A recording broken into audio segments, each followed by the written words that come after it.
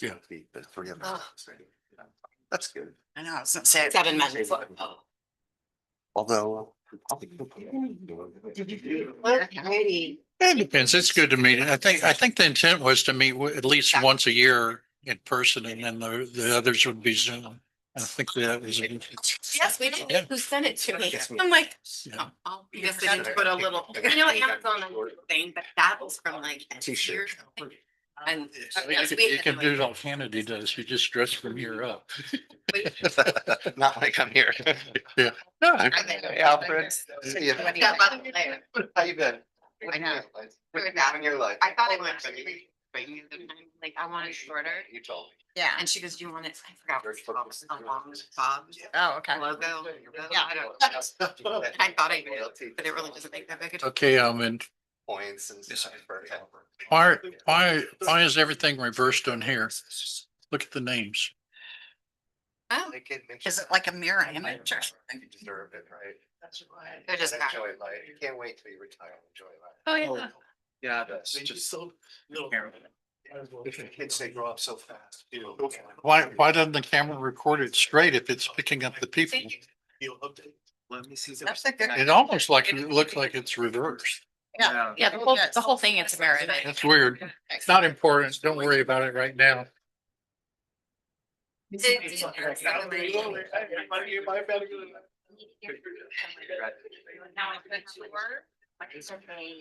When they get a little bit more.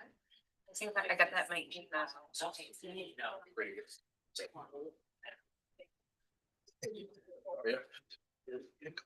There we go. Thank you. Onboarding at Eastern going. You're on board. That's good. That's good. Yeah, they're good people. Are we sharing, Michael? Yeah. I think so. Call to order the Rainbow Municipal Water District Board of Directors meeting for January 27th, 2026. Roll call, please. President Hamilton, Here. Vice President Matt, Here. Dr. Townsend Smith, Here.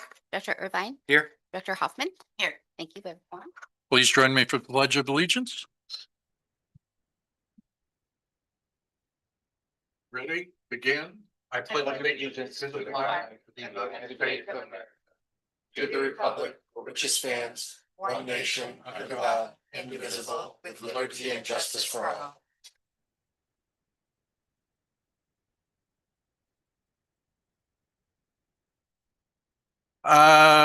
Additions, deletions, or amendments to the agenda? We have nothing. Okay, I'd like to point out, relative to the agenda, it's not an addition or deletion, but item number 11 is a time certain at 2 p.m. in order to accommodate our lobbyist on a Zoom call. We'll break at whatever point we are at 2 to have that particular meeting and then resume when we leave wherever we left off. Do I have a motion to approve the agenda? So move. Second. Moved by Director Irvine, seconded by Director Mack. All those in favor? Aye. Opposed? Public comment. Any person may address the board at this time upon any subject not identified on this agenda, but within the jurisdiction of the Rainbow Municipal Water District. However, any matter that it requires action will be referred to staff for report and action at a subsequent board meeting. As to matters on the agenda, if a request to make public comment is received, an opportunity will be given to address the board when that matter is considered. Do we have any members from the public that wish to speak? We have one member online, but they have not asked to speak. Okay.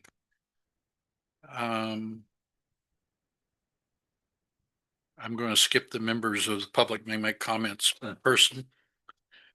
Committee meeting summaries, budget and finance did not meet, engineering and operations did not meet, communication and customer service. We did meet. We reviewed the quarterly customer service call metrics from September through December, and the average talk and hold times are remaining consistent year over year. And the total call volume and average talk time both decreased.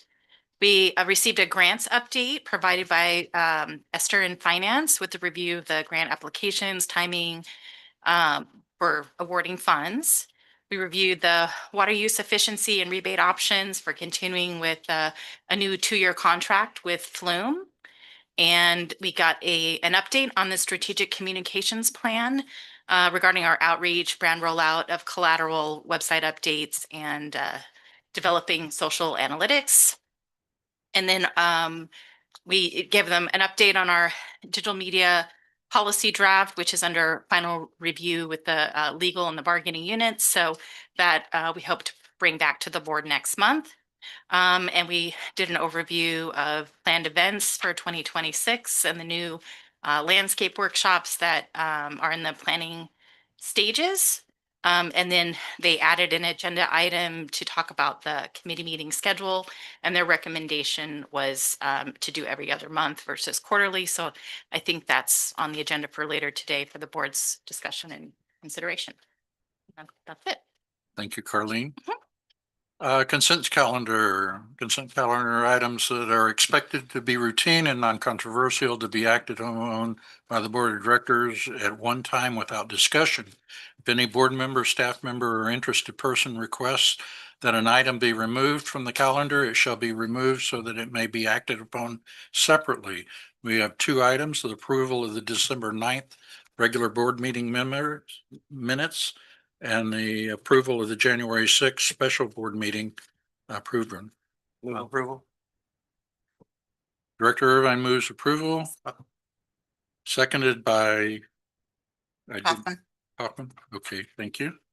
Director Hoffman. All those in favor? Aye. All those opposed? The motion passes unanimously.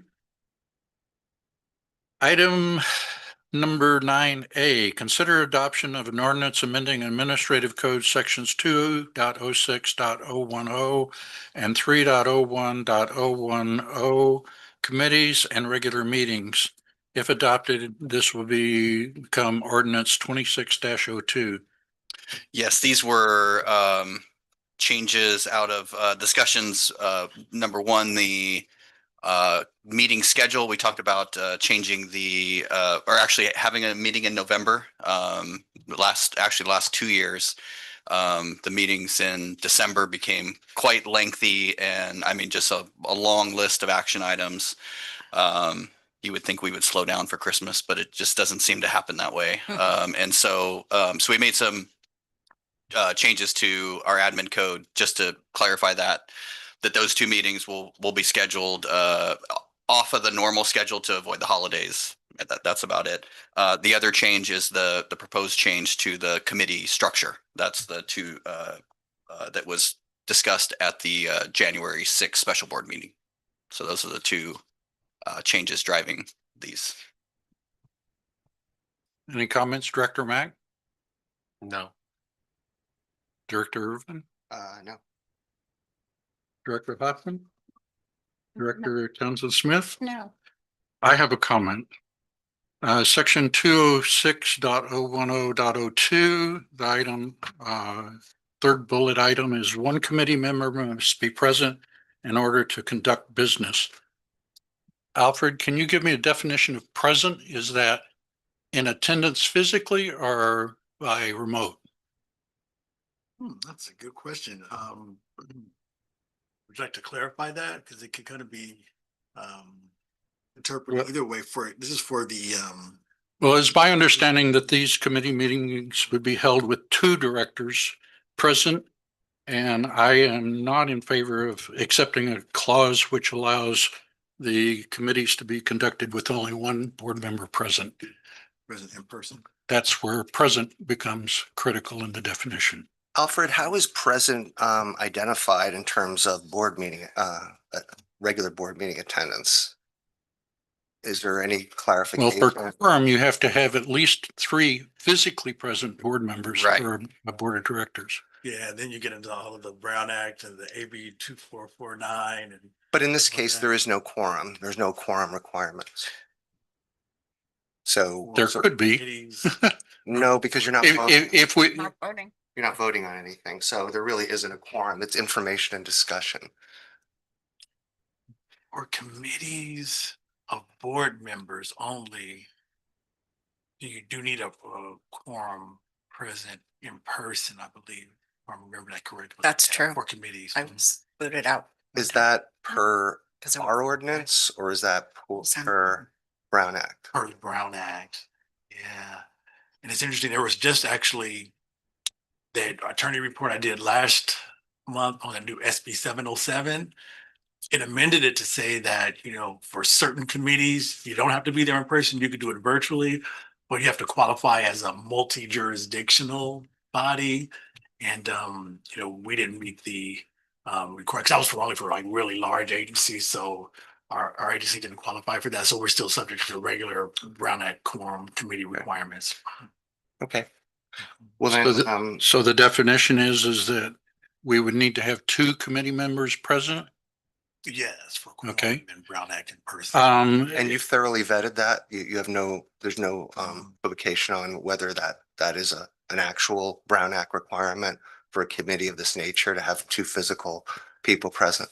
Yeah, I wasn't involved in drafting this actually, but I would think, I think you did. Seems like you've done some Quorum background on it, so I'm Quorum just curious. person, yeah, just in general. Yeah, he's been burned a couple of times. Yeah. So I'm just making sure that you've vetted Mhm. that entirely to make sure that that is in fact Brown Act law. Mhm. Yeah, I'm thinking around, trying to think if there's anything else that would be, I mean, I don't have any that- yeah, problems you with would be making that problem, right. physical presence Mhm. a requirement, but I'm just curious to know if, Well, and that was why I raised the question. It was, Mhm. you know, Can you the- not run the meeting with one board member? well, that's, Yeah, you need a quorum Quorum. in person, yeah. Why do we need a quorum when we're not voting? Because We're- Brown Act doesn't go into that distinction apparently. Right, this would, okay, that's a good question. So this will be, Because that would the way the Brown Act applies it, it's to your standing committees, right? So Yes. for standing committees, the Brown Act says you have to be in person because it's a regularly like scheduled meeting that falls, within the Brown Act. If it's an ad hoc committee that's not subject Yeah. to the Brown Act, then you don't have to be in person for those. but yet regular scheduled board meetings allow for virtual presence. Only for quorum, you have to have a quorum. You have to have at least three physical board members present. But in this case, is there the fact that there's not a quorum requirement, would that change the interpretation of that Brown Act ruling? The fact that there is not quorum per se. But it's a standing committee.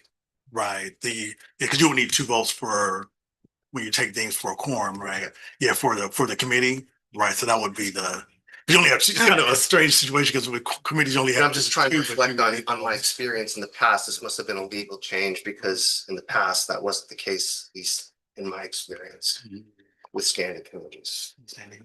There wasn't two physical people required, but again, laws change, right? So Right. that may have been the case. Mhm. Is there some way we can research this on our own, like Yeah. reading the Brown Act or something? Because Yeah, I it can double- doesn't make any I can double sense check to it me for- either. I have no problems accepting that as the case, and if Sorry, I'm going to accept legal counsel's advice Yeah. more than any Correct. personal yeah, reason. and I'm willing to accept legal counsel's advice on this and move forward with it. And if by chance you happen to do further research and your opinion changes, you can always revisit it another time. Right. So the change would be that two committee members must be physically present in order to conduct business. Yes, You mean two board members? two board members. Okay, that not was- committee members. Okay, because The I'm board is, the confused. board is the committee. Committee. That's all there is. Okay, because before, when we did these committees, we had one board member. Right. And they had to be present. Right, but now we're saying we need two present physically? Correct. Two board members physically. present. Actually, Those That only- doesn't make any Actually- sense to me. the board member in the previous arrangement could Zoom in as long as there was a quorum of the committee. Of the committee. Yeah, that's the Yes. change, yeah. Okay, That's what. and since we've eliminated all the ratepayer participation, the committee becomes board members only, and you need to be physically present. Right, Okay. that's the Okay. exact distinction. Well, in light of that, thank you for clarifying. Then I believe we should modify the admin code in some way to not only have appointment of two regularly standing members of the committee, but also at least one alternate to serve in the situation where a board member is unable to attend. That sounds good. That's good. A lot of agencies do that. Yeah, have an alternate. Fine. And each director could even have an alternate if you want, you know. I mean, if that is the case and that is the law, then I would agree with Director Hamilton on that case. I think those are Because pretty I straightforward. don't want to see the committees not be able to meet because a Be missing- committee member missing a board member, yeah. can't participate for whatever reason. Yeah. But if we set up an alternate arrangement, then we have a backup. So if I was going to the board meeting and I got in an accident, I couldn't call someone, I'm just saying, the board, when only one shows up, they have to cancel the meeting? Okay, Yeah. because we didn't have time to call the alternate. Okay. I You would, still call and maybe they're close enough to be there and get there. but- Here, come help. yeah, I'm fine with adopting the policy with that change to it. But I would also ask the attorney to go back and And just review. that. And that's because fair. I don't think that's the case with other agencies, but again, laws Maybe change they're and that not may, compliant. or they may not be in compliance. Because as Alfred said, he had a situation where they weren't in Yeah. compliant, but they've been doing it that No, way. that's entirely possible too. So can they zoom in? Can there be one present, one zoomed in? No. Physical See, presence. I want that, make sure I can Yeah. believe you. but- He's going to re-review it. Yeah, I'll Yep. review this to Okay. confirm, right? Yeah, thank you. Absolutely. Well, What- I would move approval then with the change noted by President Hamilton, that we note that it is physically present. And that we do elect alternates as well as the regular committee board members. And I'll second that. Well, I'd like to just say Yeah. one thing. At the last board meeting, we mentioned, and I was all for it, and I thought another director was too, to have an ag committee. Or what are we doing on Yeah, that? I think we're still taking a look at that. We have a lot going on. I mean, with the ag community, we're coordinating a event with the Mission Resources Conservation District right now. We're going to have a separate event, just us and Fallbrook. I mean, a lot of the concerns, I think, fall under the purview of our existing committees, right? Where we've got, I mean, the biggest concern is rates, right? And that all falls under budget and finance. So I think we just needed to, before we go adding committees, I think we want to make sure we have adequate volunteers to staff our existing committees. Right. And really, I think we wanted a little bit of time because we've been working with Fallbrook on some of that stuff too, or, you know, jointly doing those things. You know, before we, yeah. I would agree. And I would also say the new committee structure sort of opens up the ability for the ag community to participate without necessarily the screening process. Yeah. I mean, they have issues regarding ag. Now it's a perfect opportunity for them to sit at the table and participate in all those issues. Yeah. And they, like General Manager said, their issues are going to fall into the same categories that we have on the standard. And Director Mack, I think, you know, I know you were one of the ones that was Advocating. yeah. So maybe we can dig a little deeper with you and see kind of what do we want to host? What do we want to talk about? Because Yeah. also one of the things the crop swap, which should actually go in the ag committee, I would think.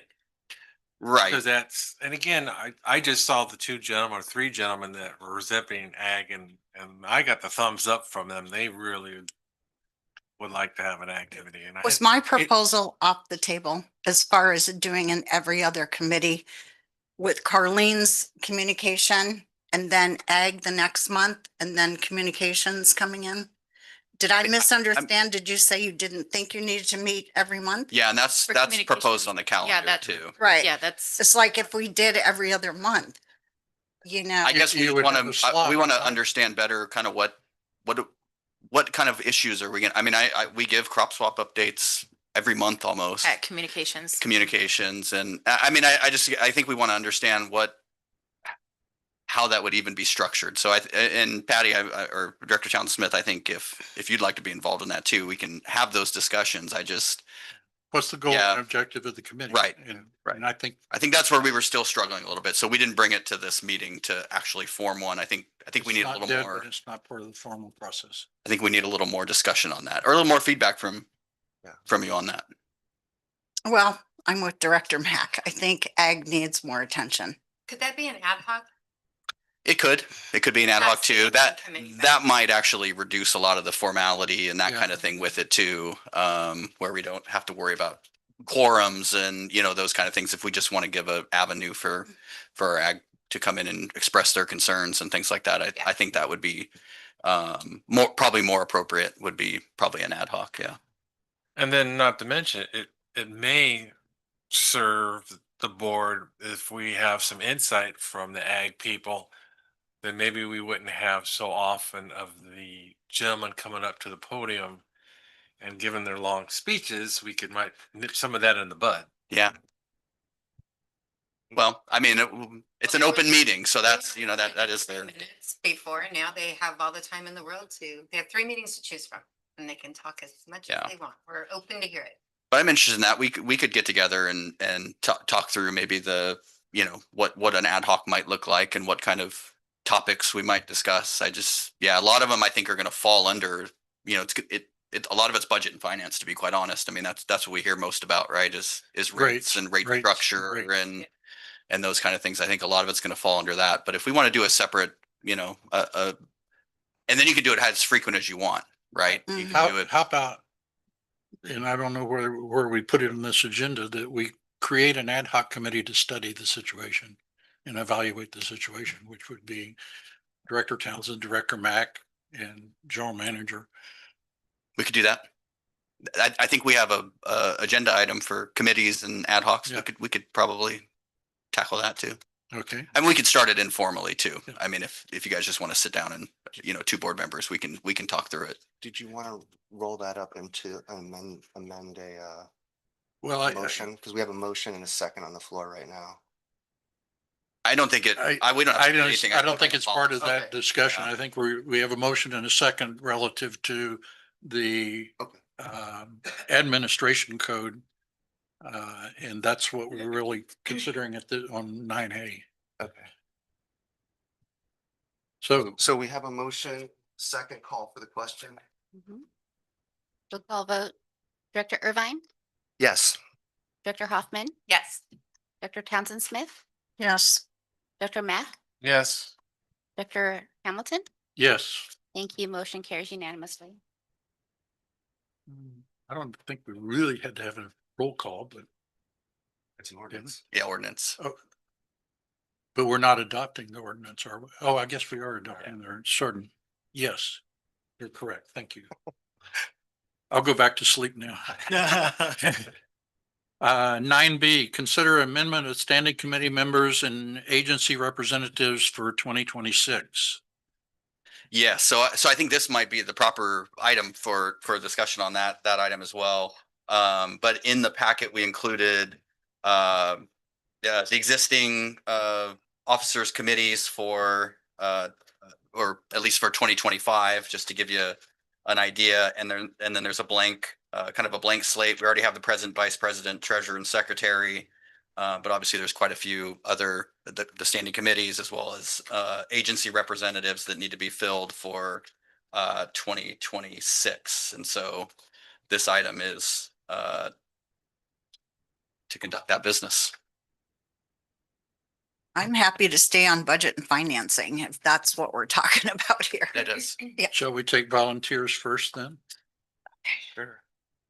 I would like to move it around a little bit. I was on customer service for a year. I'd like to move.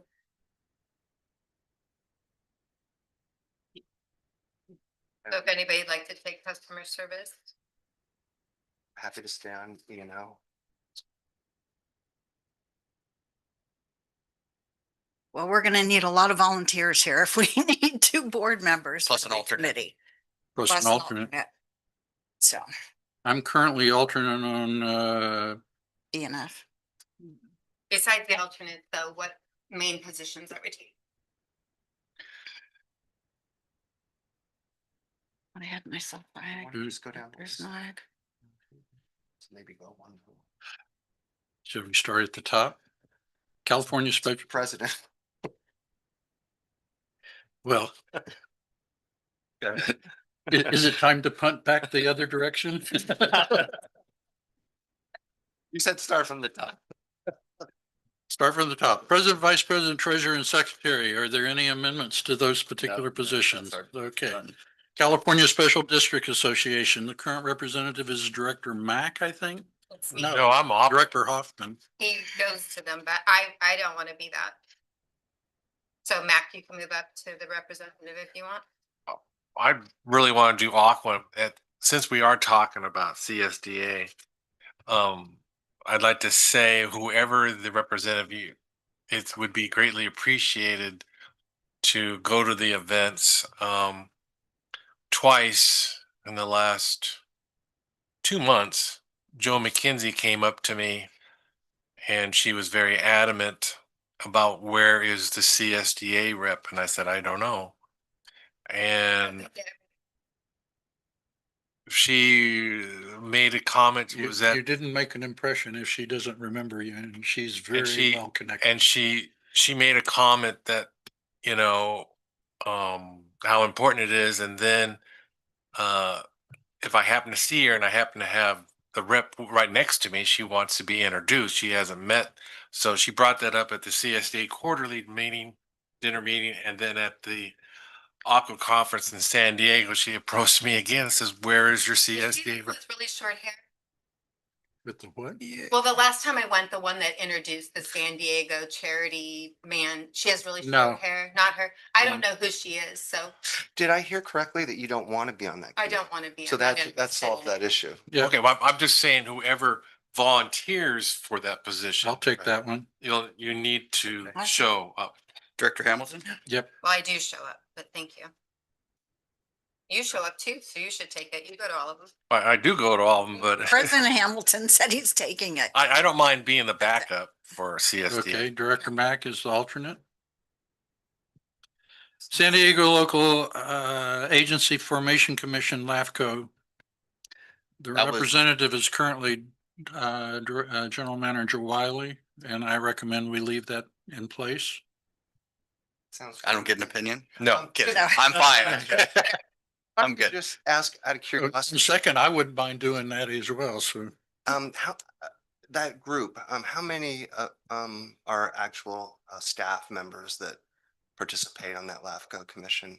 Would you say it's percentage wise? I think it's mostly staff. Is it Mostly staff, yeah, Okay. that actually, yeah, on the commission itself, yeah. Got it. It's, there are a couple, maybe one or two elected board members. I think they're from the fire district, so. But yeah, there's, yeah, quite a few up in our area too. We have pretty good representation down there. Yeah, I'm good with that. Okay. Aqua, I'd like to still do that. And Aqua is also, don't we also just consider that also JPIA? Because that's, yeah, Aqua JPIA. yeah, I'd like to continue. I enjoy that. Alternate, I'm currently the alternate. I'm willing to give that up if somebody else wants it. If I'll not, take the alternate. Unless somebody else wants it. I'd like to do it.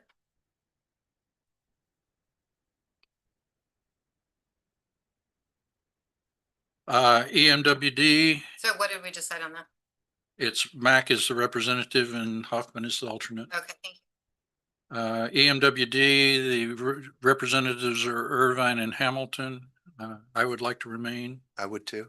in case.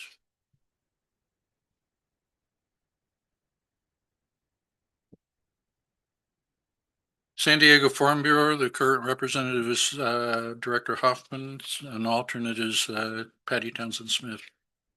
Are we good? We're good. Yeah.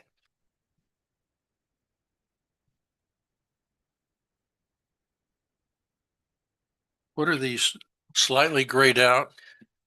Bonsall Chamber of Commerce and Fallbrook Chamber? of Yeah, I Commerce? would say these ones are pretty light effort if, but we wanted to offer it to, I've kind of been covering, they do a couple of events.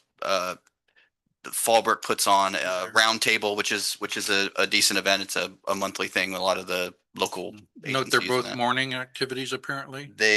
Yeah, midday for Fallbrook, the roundtable. But they do the coffees things too. I think that's what's noted there, but if there's somebody that wants to, I can't make it to all of them. I try to do my best, but So Wiley is the primary and we're looking for alternates. I already told Jake I'd do the Bonzo one if he can't make it, okay. and then we just need a Fallbrook one. I'd be more than happy to participate, but morning ones are difficult for me. Okay. You want to be the alternate on the Fallbrook? If they have like a lunch or something like Okay. that. Any- Fair enough. Yeah. Hey, Jake, what was the one we went to? And it was held at FPUD and it was really good. The fire department was there Yeah, and they had That's the round table. that was really good. Yeah, it is. It's a good meeting. Was that Fallbrook or was that Bonzo? That's Fallbrook Chamber hosts that event. Yeah. I'll be your backup. Did you say you can't do that or? Uh, Okay, so you got. no, I mean, I can. I don't always make it though. But I'll do the backup for Fallbrook Okay. because that was really good. So you're off again. Speak. Fine with me. Supposed to have privileges. Did they? President. Supposed to have veto power. I missed it if it No. did. You missed it. It is good though. So who is that now? Just to clarify, it's you and as an. Mac Okay. as Fallbrook, yeah. And then Hoffman is the alternate on Bonds. On Bonzel, right?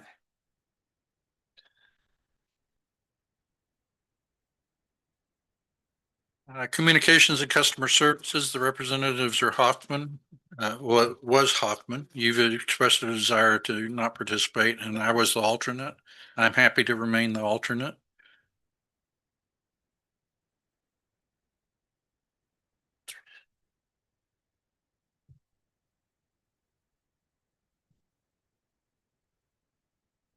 In lieu of volunteers, does the board president get to appoint?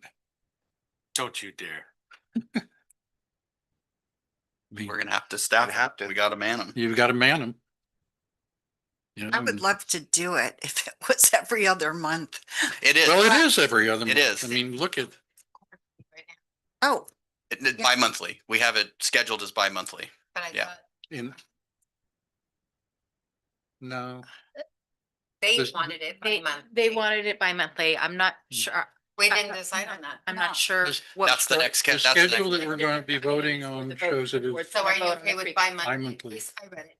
Did you say bi-monthly?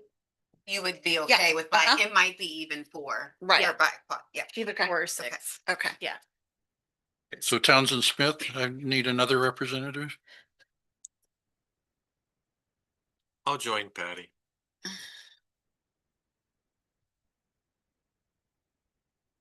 Budget and finance is currently Patty. You said you wanted to stay on that. Yes, I will. I'll do that one. Second representative? Yeah. Hoffman?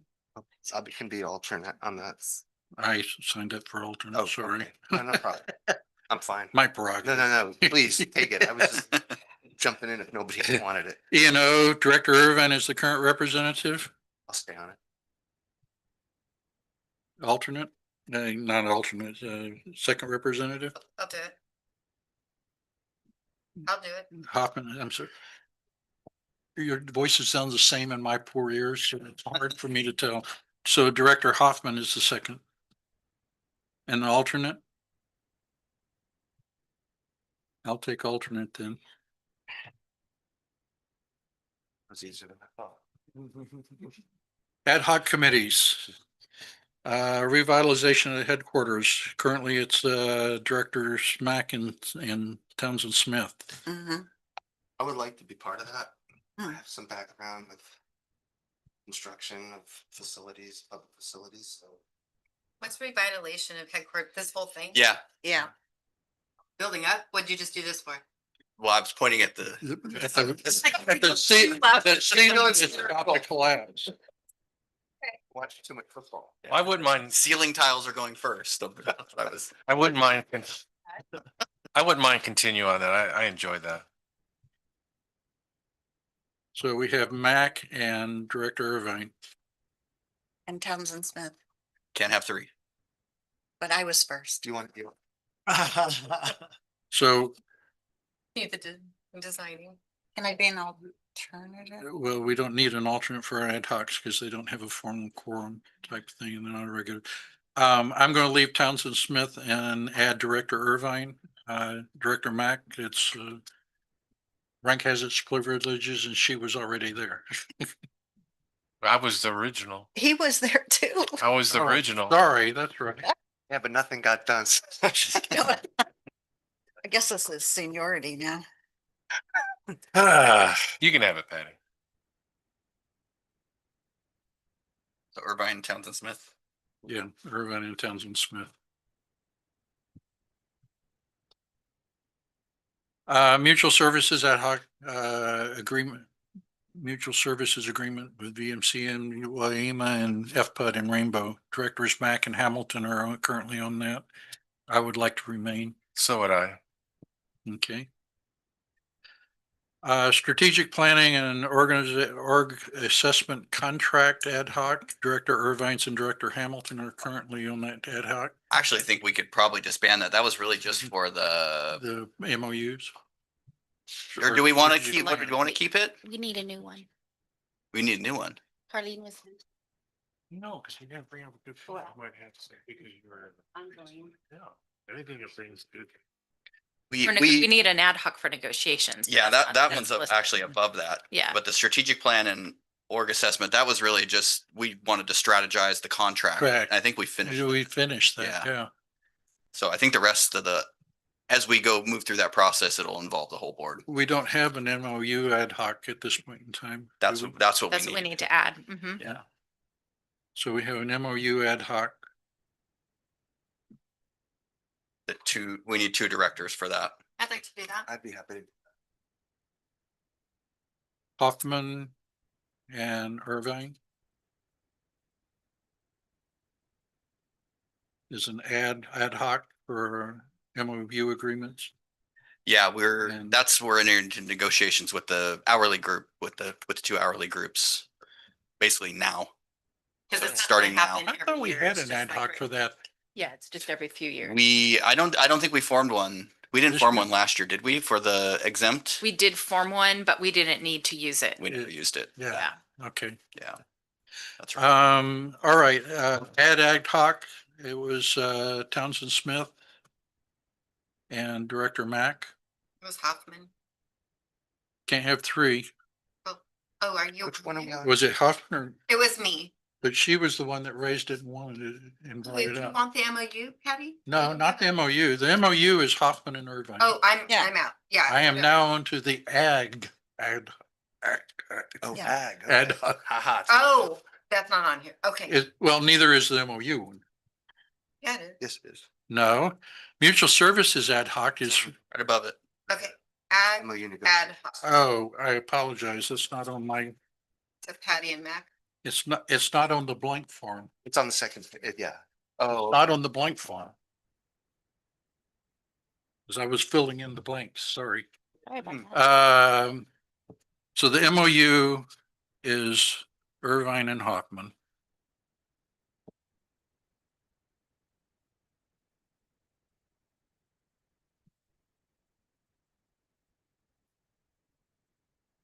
That's weird.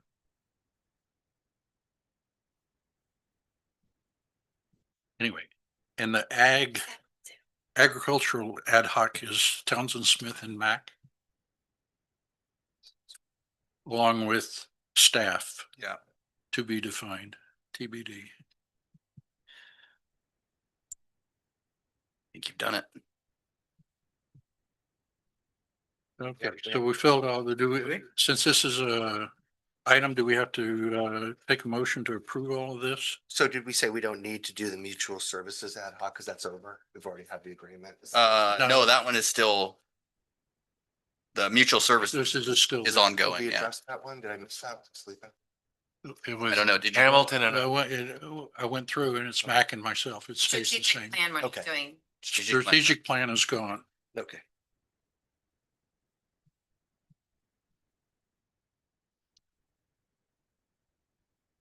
All right. Do I have a motion to accept the appointments as defined? so moved. Second. Moved by Director Mack, seconded by Director Irvine. All those in favor, aye. Oh, Aye. Opposed? The motion carries unanimously. Item number 9C, consider approval of the 2026 regular meeting schedule. Yes, so we've made the changes that we talked about, the November, November, December, the remainder of the calendars, what you've really seen before, fourth Tuesday, 1 PM. We will be looking at potential costs to, if we wanted to upgrade the parking lot and that kind of thing. That's still on the to-do list, but this will be this is the proposed schedule for the board meetings.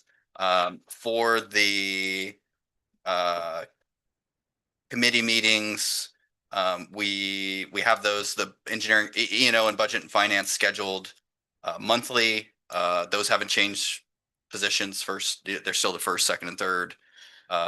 Tuesdays, 1 o'clock. For communication and customer service, we did cut half of the meetings, so we have them. We already did the January meeting, so there'd be 1, 2, 3, 4, 5 additional. That's the bi-monthly schedule.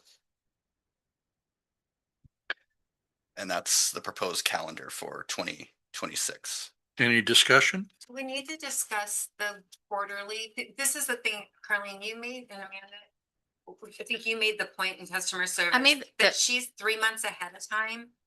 Well, so there's two things that we normally report on quarterly. That's the strategic plan update and the customer service call metrics.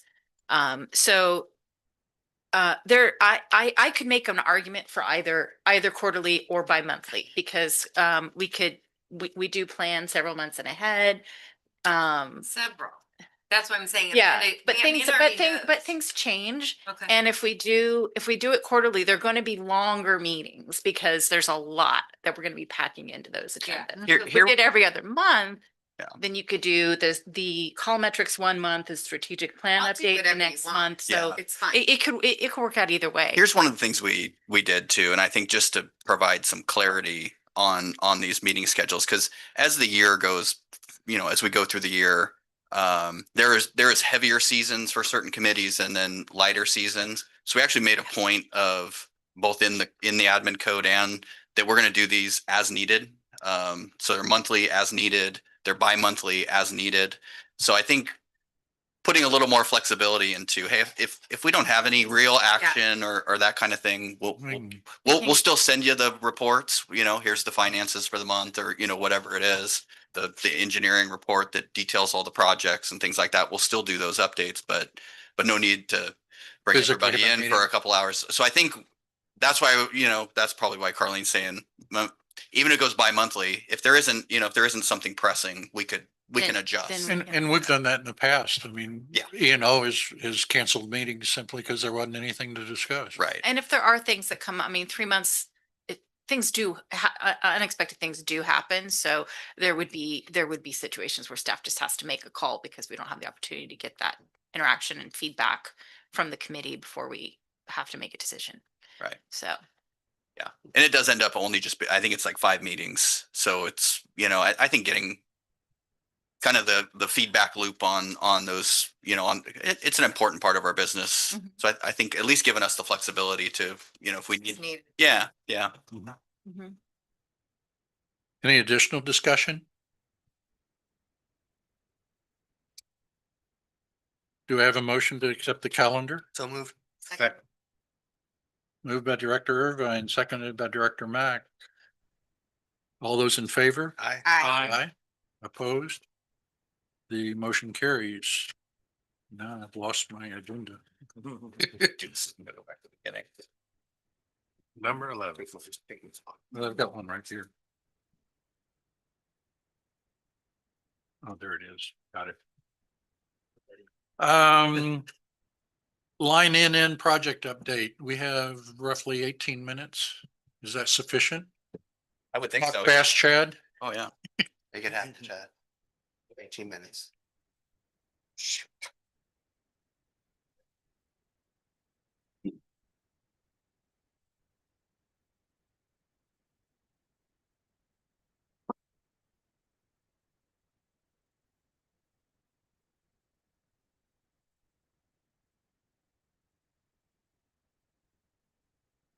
he goes too short. You go to my general man report. I was planning on, promised Director Irvine I'd talk for at least 45 minutes or so. Just Killing me. So we can cut you off in midstream and make you come back after the fact? Okay, so line NN, it continues, the emergency project continues, but we are making progress. Staff actually met with our design engineer Hazen earlier this morning and received an updated schedule, which we'll go over. So we do continue our weekly progress meetings with the design consultant. Caltrans and the County of San Diego both have engaged the district, so it is now a project on both ends. We were able to upload our permit application to Caltrans, which included the plans. They haven't been finalized, but they're good enough for Caltrans to review. The irony about all this is we're going under the highway, so it doesn't have traffic control or anything. So we're still getting them to understand all of that. The county realizes that we're several parts of the project are in their right of way, and so we're working through their permit process as well. Malik Tamimi, our project manager, is the one doing this, and I can't say, he calls it Caltrans, and I'll let you fill in the blank. I can't say it in a public recorded meeting, but it is a lot of work on staff to do this. We have filed the CEQA notice of exemption for the emergency project, so that is ongoing. We continue to work with Helix Environmental, coordinating with U.S. Fish and Wildlife Services, so all of the alphabet soup regulatory agencies are engaged, and staff is working with them. We've conducted all of the geotechnical work, some of which the board had requested. All of that is done, so we have all of that data. The design engineer Hazen has reached out to 4 reputable contractors that specialize in this microtunneling work, and they have commitments from 2 that are very interested. They're still working on the other 2 because ideally we get multiple bids on this so that we can compare on this. But as legal has told staff that we don't have to go out for a public bid. This is an emergency project. It's very specialized work. So this is an invite only bid. So we are going after those that specialize in this type of work. Let's see. We still don't have the updated engineer's estimate for the work. We're still working on that. However, their number that has been floated around and continues to float around is $2.6 million. This will be coming to the board at the February meeting when we start talking about the mid-year budget update. And by then we should have a confirmed engineer's estimate. And then of course, once bids are opened, if additional allocations are needed, we'd bring that before the board.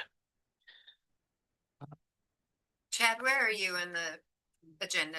Sorry. line NN. Item 10. Item 10. It says, and then. Oh, on 10. Yeah. It's an informational update. Oh, Chad, how does that square up with where you were thinking that was gonna come in on the engineer's estimate? Is that, We thought this was going to be between 1.5 and 3 million. So we are squarely in the ballpark right now. And I brought it to the finance manager and they didn't bat an eye. So that's good. So that's mine. we're doing good. I mean, typically, especially an emergency of this magnitude, Jake knows this. I, as the engineering manager, like, okay, so what CIP project is going to need to be cut for this? And in this case, it does not appear any CIP is going to be cut, which is great news for the entire district. Let's see. Okay, so we have some upcoming milestones. We are on track to deliver the solicitation package to these interested contractors in mid-February, about February 16th. We'll give them the draft. They'll start working on this, going for that. It's our goal to award the contract at your regularly scheduled March board meeting. So that will be coming to you. So you give them like 30 days? They're getting 4 weeks. Exactly. Yes. Okay. Yes. And we talked about that earlier today, possibly expediting that, because as I go through the final milestone of when we commission, the operations manager in the back is really starting to cringe on that. But we feel that expediting it and giving these contractors less time is actually not beneficial to the overall project and the bids that we would receive.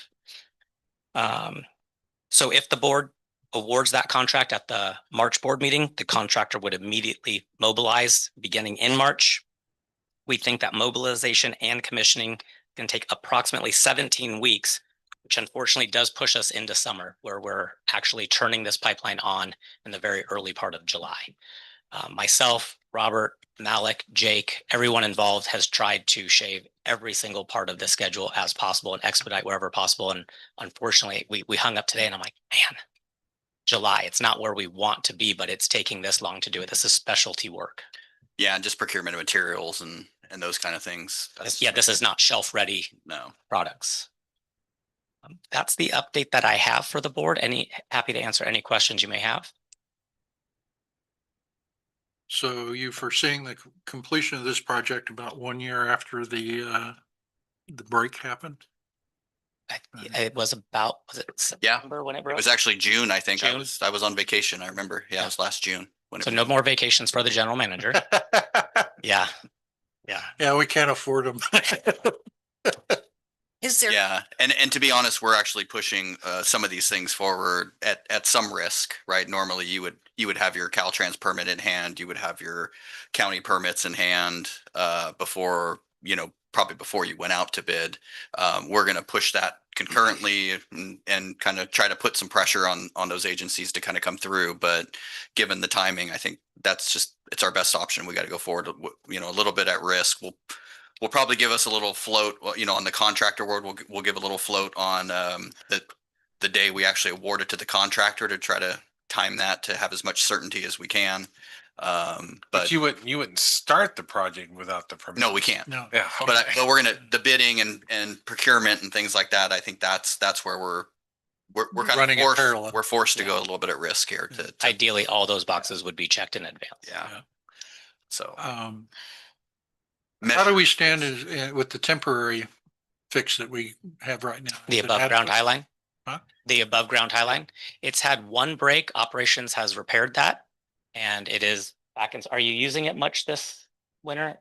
Okay, so it's not in use, but it is intact. Yeah, but if we have a spate of warm weather coming up in March and April and May, there's gonna be more demand Correct. on that. And it's out of the way of where this future work would take place. So it's going to stay up until the work is done.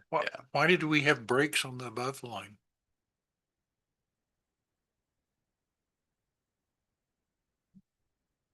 The thermal expansion issues? If I knew why lines break, I'd be a millionaire. Yeah. Touche, Robert. I could guess, but it would only be guesses and conjecture. I don't know. Okay. The pipe blew out. So Really? it could be Weakness in the pipe. It could weakness be in any the number. pipe. of It could be a homeless guy over there beating on it. I don't know. Yeah. A section of it blew out, so we still have extra pipe in the yard, just replace those Yeah. sections. Okay. speaking of breaks, was there any information on the forensics of the pipe from 2011?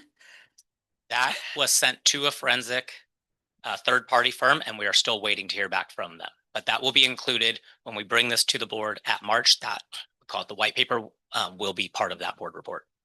Okay, interesting. I think, yeah, I mean, yeah, speculating on why things break. Yeah, probably not. Yeah, who knows? As far as the above ground high line, I think our real concern is, though, I think those risks do increase as the flow increases, right? So as we put more demand and pressure, any kind of pressure fluctuations as pump stations turn on and off, which we know there's not a lot, but there's some. An above ground, it's fully restrained, but it's an above ground PVC pipeline. It's the risk goes up as the weather heats up and our demands go up. So that is kind of the big push. See, Robert, I saw on Huntley Road, well, it was a week ago, 2 more breaks. Yeah.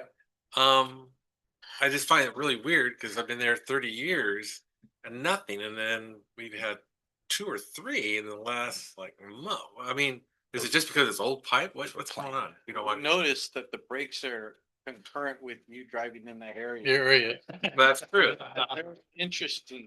Yeah. No, so we had a hydrant hit like a month ago, and we went to shut the valve off right there in Rice Canyon and couldn't even turn the valve, right? So we were able to do what we had to do to do a temp fix, but we came back to replace that valve and repair the hydrant and all that. So that required doing a shutting the valve up at Huntley. When we went to close that valve, it's basically a gear. So there's a worm gear and then there's a regular gear like this. And the teeth on this gear were Yes, just true. worn out. They finally just worn out. And that happens. I've seen them break off, completely shatter and break off. These were just worn out, so it wasn't engaging the worm gear. So we just took the cover plate off and just replaced those guts, put it back on there, and good to go. So actually it was planned. It wasn't Okay. like, Yeah, it yeah, wasn't that a was, it break. was a planned shutdown. Yeah, but we had a problem with that valve we were using. But instead of replacing a valve, we were able to rebuild it. Why, I mean, if it was scheduled, why do you guys do it like at midnight? I'm just kind of curious. Why should we why- do it at midnight? Why did you do it at midnight?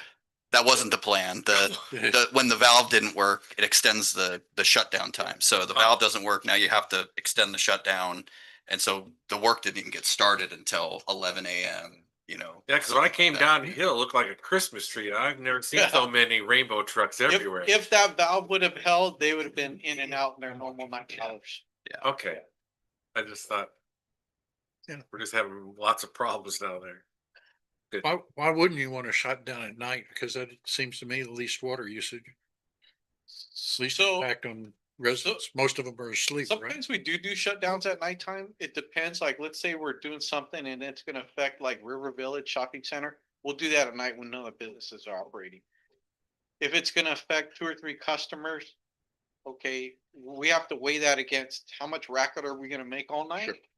Against those 2 or 3 customers, or do we just do it during the daytime? And then we have to figure out also on top of that, who do we have available to work the next day if we have guys Schedules working at and night? crews, yeah. Yeah. Okay. Yeah. I'll leave it to you guys anyway. Thank you. Any other questions on NN? Yeah, more to come in February. on Yep. that one. Yeah. Do Um, we have our lobbyist on, Ahmed, Kirk and Cole? I have Kirk. Okay, we could probably start with with him. Kirk and. Yeah, so this, well, probably 6 months ago, no, well, maybe a little more than that. When we started, we first entered in that mutual services agreement with FPUD, Valley Center and UEMA. This was actually kind of the first item of business was we put a RFP out for state and federal lobbyist services jointly. We all have very similar service areas. We all have very similar needs and concerns and funding that we're chasing. We're, agricultural districts, lots in common. So it made a lot of sense.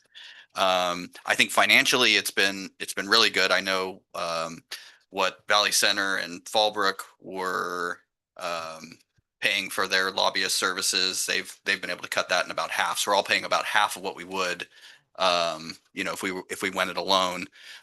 We have 2 really great. He's on the line. I know. I'm charging enough. I'm pumping him up right now. I'm pumping him up. But we have 2 really great lobbyists too. Kirk and Kirk worked with us during the detachment as well. But Kirk, he does our state and then Cole, he'll be on in a minute. He does our federal. But anyways, wanted to bring them on today and just give you an update. Hey, what's going on? At the state level, federal level. A quick update. I think there is some good news in there, and so I'll let Kirk give that to you, good or bad. Well, Jake, thanks for the introduction. Can everybody hear me okay? Yep. Great. Well, it's great to be with you at least in the video sense. I know Cole and I will look forward to hopefully getting to a board meeting in person in the future. But I think Jake highlighted the really unique partnership that we've got going with a number of your neighboring districts. And I think we're off to a great start. As Jake mentioned, I was able to do some work for both the team at Rainbow and at Fallbrook during the detachment proceedings and engagement in the legislature when we faced AB 399 a few years ago. And obviously post-successful detachment, I think a lot of great things to share with the legislature that Rainbow and the other similarly situated districts are working on. But just by way of quick background, our team in Sacramento, Fernandez, Jensen, Kimmel, Government Affairs, we represent kind of a wide swath of interests across the spectrum, but we really do love the work that we do in the water and natural resources space. So just want to thank all of you first and foremost for the opportunity and the privilege to represent you in Sacramento. With that, I'm going to jump into a few things that are happening that are kind of top of mind that we've been talking with Jake and the other GMs about for Rainbow. Talk a little bit about the state budget. And then also just procedurally kind of where we sit this year, where things stand in the legislature, and kind of what we see as coming ahead. And I'll try to be as brief as I can because I definitely want to make sure that there's time for any questions or anything else that may arise. But also feel free to interrupt me at any point in time. I'm just going to jump right into it. First things first, the governor, as you all know, is in his final year of his final term, I should say. And so we just received his initial budget outlay, which is essentially his presentation to the legislature that goes through his kind of January budget overview. And that is really where the negotiations between the administration and the legislature begin. So it's essentially kind of a pathway forward for where his priorities lie, where the administration's priorities lie. And that is where the legislature, through what we call their budget subcommittee process, begins deliberating on all the issues that he and his team at the Department of Finance put forward. Obviously, a number of things we're watching for Rainbow, but predominance of the issues affecting water infrastructure, water supply are in budget, what we call subcommittee number 2, which is the subcommittee that deals with resources and water. But just for some quick highlights, this year's budget is really kind of the governor's, in his swan song, exactly what we all expected. He's proposed a budget that's about $42 million in revenue above last year. And as a result of that, the reserves, if it were approved exactly as he's submitted it to be, which it won't be, but would be approximately $4.5 billion following 26-27, which is the budget year in which we are working towards. So it's a fascinating thing for them to come out and say those things, because what the budget office and what the budget projections show is reserves in this year as we kind of close the budget, but based on how they're budgeting, significant deficit in 27-28, which happens to be the year when he'll no longer be in office, and this will no longer be, his major concern. So no major surprises there. I think the legislature will have a little bit different plans, considering most of them will still be around in 27-28. But it's certainly his kind of initial foray, his initial posture into the broader budget discussions. As it relates to water and infrastructure and some of our priorities, a few things that I want to highlight for all of you. And one thing that Jake and I have been working closely on is the governor's climate bond that was passed last year as Proposition 4. And we've begun with some allocation efforts in the legislature last year, and we're continuing that process this year. The governor has proposed $2.1 billion for the second year of these Prop 4 multi-year expenditure plan to implement what was and is a $10 billion climate bond that was authorized by voters, as I mentioned, in 24. So the plan for this year, in terms of what he shared with the legislature, will accelerate a number of projects and programs that would build water and wildfire resilience, with up to 2/3 of these investments really being focused more on what they're considering kind of nature-based solution climate targets, which is not what we always love to hear about when it comes to water districts and kind of how we're going to attack these things. But there is some significant investment there. A major predominance of that from the governor's proposal is related to safe drinking water, but there is some good money in there too for infrastructure. And one of the things that kind of dovetails nicely into the governor's discussion around Prop 4 and the climate bond is some legislation and some efforts in the budget that Rainbow supported last year, and that I think we will continue to support this year. And this will actually most likely be in a standalone bill, and we'll get into that process, which is dealing with helicopter accessible water supply, some of these mobile dip tanks and their associated infrastructure.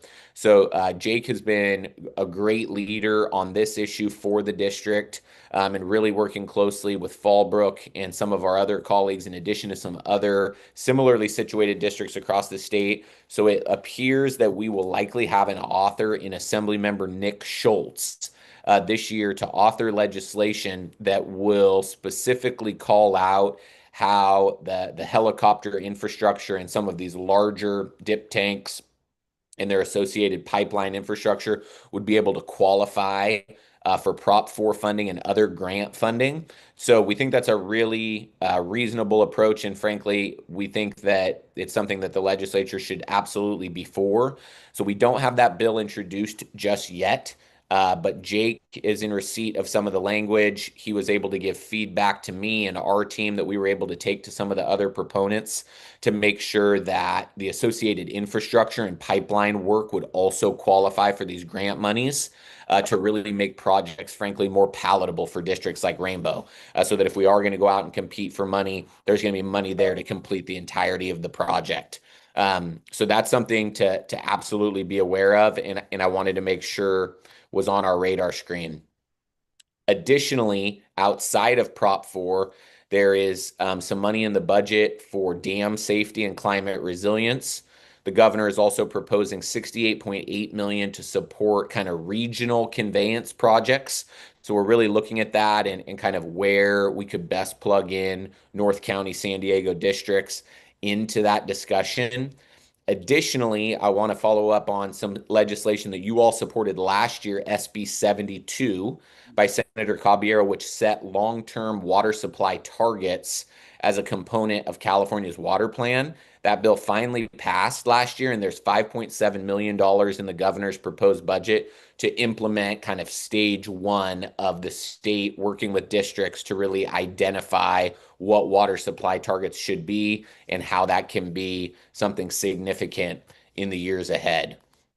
There is also some additional money for flood control, wildlife conservation, and so we'll be watching those discussions in budget subcommittee to really see how we can best plug Rainbow in and what some money there may be that we would be able to potentially access. A few other things I want to cover, but before I do, I just want to pause real quick and see if there's any questions thus far. I'd like to make a comment. Go for it. I think it was good that you guys did this because in the Aqua conference, I went to a class that had agencies like yourself, and they made a comment. It's better to join other agencies. You have more power going, they said, going to like your representative as an individual agency. But when you join other agencies, you get things done. So I commend you guys doing that because that's what they propose is if you're going to do something, do it with other agencies. You're going to get more response from the politicians.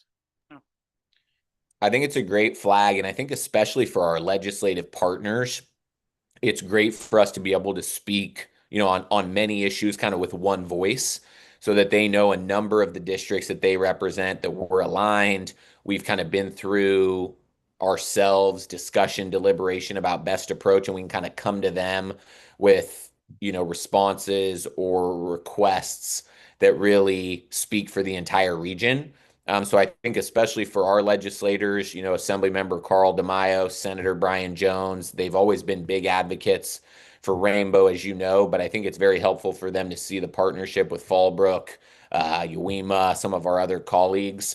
And I think as we move forward, it'll be a really strong voice as well. And I know Cole will get into this for the federal policymakers as well. Just a couple other things, and then I'll make sure that we kick it over to Cole for the exciting stuff that's going on in DC. The one other thing I want to flag for all of you is I know a number of you are aware of obviously the state's cap and trade program. Some folks now like to call it cap and invest. I still got to call it cap and trade. I just can't get there just yet. But there is a big effort in the governor's budget to outline a 26-27 cap and trade expenditure plan. And this is a really big pot of money that's going to be generated from greenhouse gas emissions credits being sold. And there is a lot of money in those expenditures associated with infrastructure And so we really think that a lot of that, there's going to be a big push this year to make sure that water infrastructure could also capitalize on some of these investments that the state is making. There's also some efforts in that expenditure plan, predominantly, again, also around safe and affordable drinking water. We did have some legislation last year that both Fallbrook and Rainbow took a look at that had to do with a low-income rate assistance program for water districts. It was not successful last year, predominantly because the structure of how it would be implemented actually would have been very burdensome for water districts to implement. It does sound like there's going to be renewed conversation around that in the legislature this year. So I think given the population we serve, it's something that we have to keep an eye on, because it was definitely, depending on how it would be implemented, could be something that would impact us. So I just flag that, as the legislature progresses, we are going to see more and more bills introduced, and then we'll be able to compile a list of kind of priorities with both Rainbow and the other districts that we're working with to really identify our top priorities for the year. On that note, our deadline for bill introductions this year is February 20th. So we will have a better feel for kind of what the entire volume looks like. We will work with Jake and your team to really vet some of those proposals and make sure that we have identified what are the high priority positive ideas, what are the high priority not so positive ideas, so that we can make sure we're engaging on your behalf in the legislature in the most appropriate way.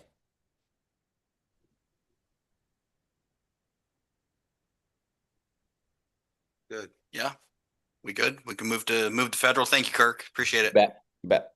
Well, that's difficult to follow, follow Kirk, but pleasure being with you guys today. Cole Rajeski with the Bernhardt Group, similar to Kirk, excited to work with Rainbow and the other partners.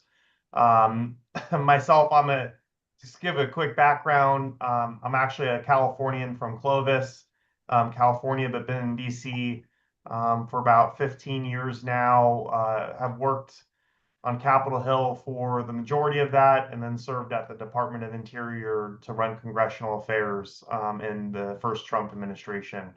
Forgive my casual dress, a little iced in today. I was going to say, you're missing California right now, aren't you? I'm missing California a lot. It's the ice is something I haven't ever dealt with, and this is kind of the biggest storm I've ever seen back here yet. So it'll be fun. Little different than the state, I would say, and I'm thankful the federal government runs a bit slower with its bills and priorities. What I would say is it's been an interesting first year of the Trump administration. Largely what we've seen is them revert a lot of the policies back to where Trump 1 ended. And year 2 is going to be a lot of new policies, especially as we get into an election year, and implementing those policies. And so that's something we're tracking very closely.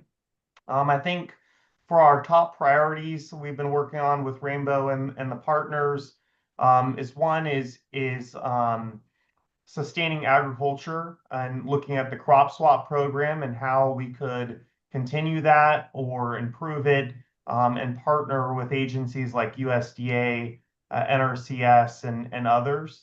That's something we've been engaged on. Ultimately, I think we probably engaged a little too late on the Farm Bill, though we're still engaging with the Agriculture Committee to push policies that could be helpful.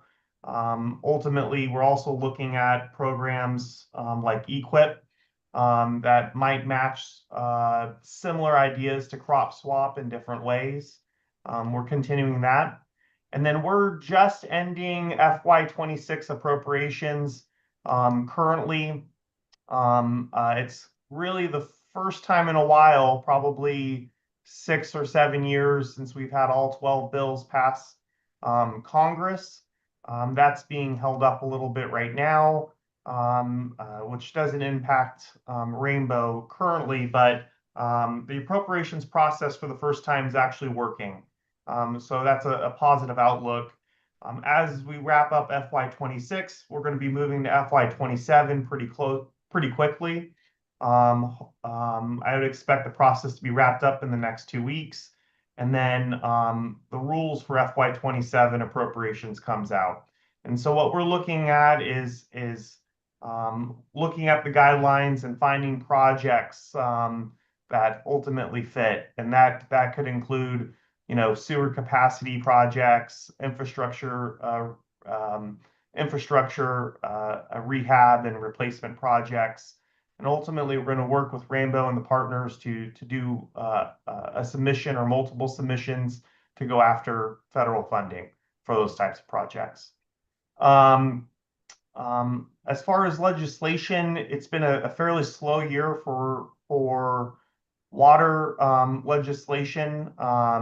What I would say is we're talking with Senator Padilla, who's expected to drop a bill later this week called the More Water Act. We find it a pretty interesting act. It includes large-scale water recycling, conveyance, water recycling, and environmental restoration. The most interesting part we find about it is it's really targeted, excuse me, for smaller communities. And there might be pockets within Rainbow and our partners where it might fit.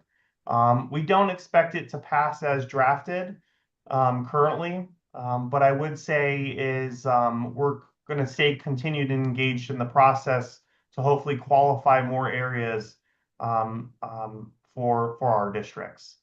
I know that was short, but I'm happy to answer any questions, comments, concerns, emotional outbursts everyone might have.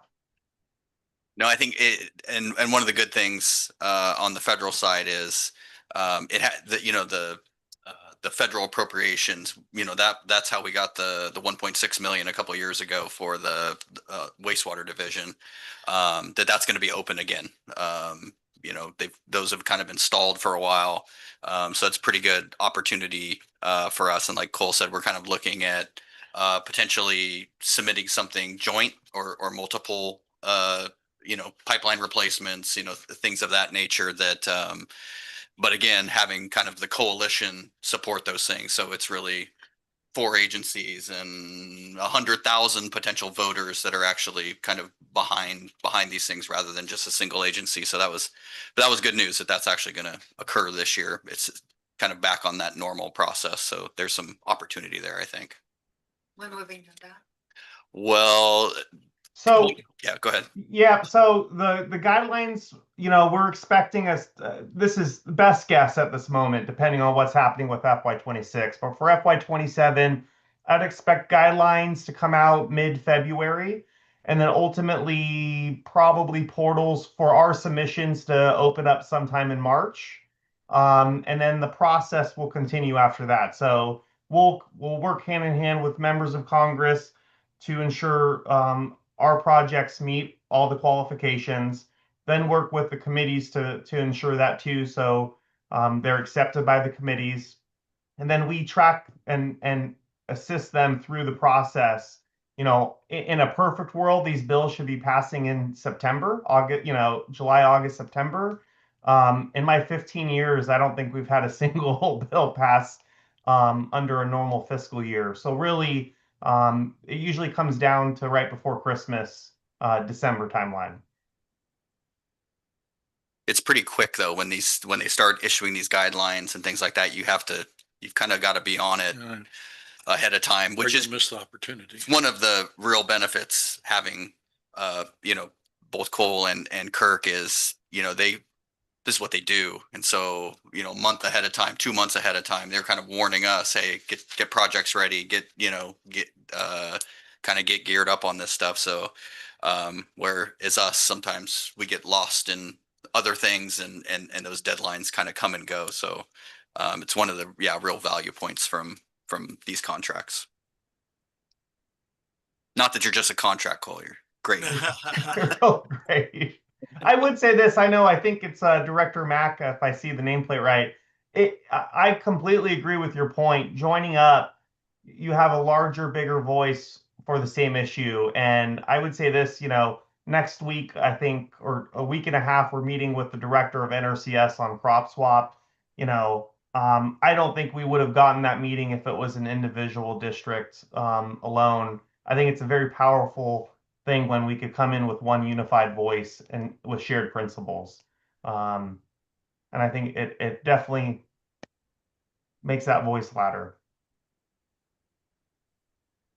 Cole, this is for informational purposes for my slow brain. NRCS is, Yeah, it's under USDA, and it's the now you're gonna test me. Resource conservation. Natural Natural Resource Conservation Services. There you go. thank you. USDA I was familiar with. The 4-letter acronyms are always a challenge. Any other questions? Thank you for the great work you guys are doing and keeping us in front of the cart instead of behind it. Well, I appreciate it, and I hope our next board meeting we'll be able to deliver some excellent news for you. Absolutely. Sounds good. Thank you guys. Appreciate it. Thank you. Thank you.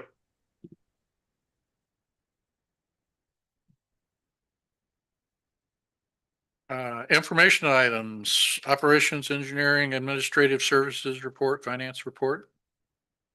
Anyone want to jump in? Nothing to add. Nothing to add? Reports and comments, time and place in the agenda and enable board members, legal counsel, and the general manager to convey information. I guess the next 45 minutes is dedicated to the general manager. I'll try to be quicker. The legislative update went longer than I thought.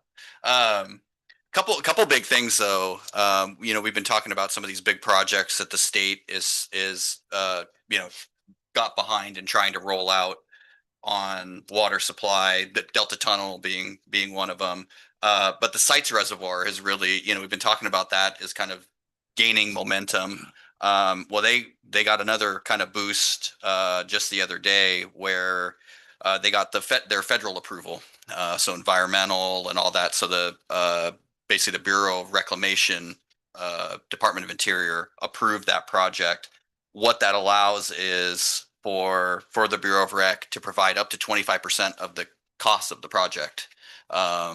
So the Fed's actually contributing. That's I think it's somewhere in the 6 billion, 6.5 billion. So you're talking pretty significant funding potential there, which they'll probably get. I mean, that's kind of right in line with the Bureau of Rec. And that's usually the hard part is getting that final approval from them. Once you do that, you usually get the money that's behind it. So that's a huge boost to them. They already have about 1.1 billion in state funding through they got Prop 1 money. There was a couple different sources so it looks like that project has got a lot of momentum behind it, and it looks like they could start construction. They're targeting like early 2027. But wasn't part of the challenge of that getting contracts lined up for that project to take the water? Correct. So it's because it's kind of a conglomerate that owns that project. Met actually is the largest contributor and benefactor of that project. They own about 23%. So they've already contributed about $31 million in planning, environmental studies, and all that. So they do still have to affirm their commitment and to the project, because obviously there's a big bill that comes with that once you start construction. But having half the money in grant funding, I think obviously makes the project a lot more feasible. It really is kind of a answer to what the climate issue, right? As the temperatures warm up, it's kind of what we're seeing this year. Temperatures warm up, not a lot of snowpack, especially in the lower elevations. And so you're seeing more rainfall, right? Everybody's 130, 150% of rainfall, but the snowpack is 50, 60%. So we're under, well below average.